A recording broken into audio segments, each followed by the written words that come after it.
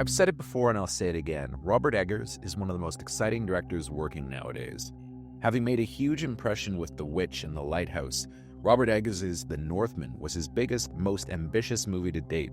It perfectly married his aesthetic to a larger canvas that delivered for a broad audience but never felt compromised.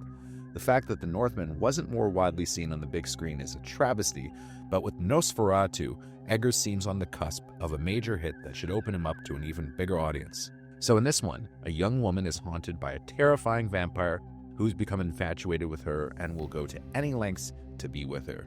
Now, one thing's for sure, there is not going to be anything else like Nosferatu playing in theaters this holiday season. Sporting a hard R rating, and a hard R, let me tell you. This is the scariest vampire movie in ages. So, what is the difference between Nosferatu and Dracula? For those who don't know, Nosferatu was a silent 1922 German expressionist horror film by F.W. Murnau, which was an unofficial and unauthorized adaptation of Bram Stoker's Dracula. Like Murnau's film, Eggers, who also wrote the movie, follows the basic premise of Stoker's Dracula, with Bill Skarsgård's Count Orlok consumed with a blinding obsession for Lily Rose Depp's Ellen Hutter, who's a stand-in for Mina Harker. All of the familiar story beats are followed, with the basic premise being the same, although rather than coming across like a gothic romance, this feels more like a possession film, with Lily Rose Depp giving the performance of a lifetime as the increasingly unhinged Ellen. In the film, Orlok and Ellen are psychically bonded, with her at first as willing slave, only to be repelled in the movie's prologue when she gets a real sense of his undeniable evil and depravity. One thing worth noting is that Eggers has risen to the occasion of giving us a screen vampire who doesn't look like anything we've ever seen before. Skarsgård's look has been kept under wraps, and it's a striking vision, with him truly giving us a new look at what it might actually look like if you were undead. Skarsgård, with his deep, dark Transylvanian accent and imposing build, makes for a terrifying Orlok, although it can't be denied that Depp is almost as scary, especially in sequences where she goes into a trance, with her worthy of serious awards consideration.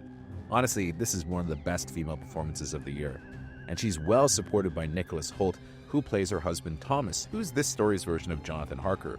Much has been made about how Thomas played a less active role in Nosferatu as opposed to Dracula, but here Thomas is a more full-blooded character, with his devotion to Ellen in pursuit of Orlok owing more to Stoker than Murnau. Willem Dafoe, who's become an Eggers regular, is superb as the Van Helsing analog, Professor Alban Eberhard von Franz, who dominates the movie's second half, with him playing a more unhinged vampire hunter than the heroic character of old. Ralph Ineson of The Witch is a good foil for him as his more science-based pupil, while Simon McBurney gives a ferocious performance as this movie's version of Renfield, Herr Nock. One thing worth noting about Eggers' film is how hard it hits, not only in terms of horror but also emotionally, with Emma Corrin especially heartbreaking as Anna, one of Orlok's ill-fated victims. Even Aaron Taylor Johnson, who initially comes up as a bit of a send-up of moneyed aristocracy, shows real pathos as the movie goes on, with Eggers really giving the entire cast of characters their due.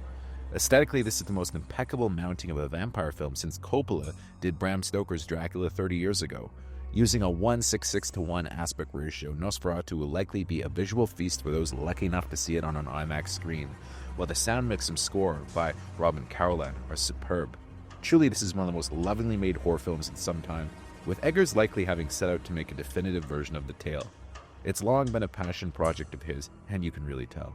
For me, this is up there with the very best films of the year, and probably the only horror film I've seen in recent memory that sent a true chill up my spine. Of all the films I've seen this year, and there have been a lot, this one seems like it has the best chance of becoming a classic. Nosferatu.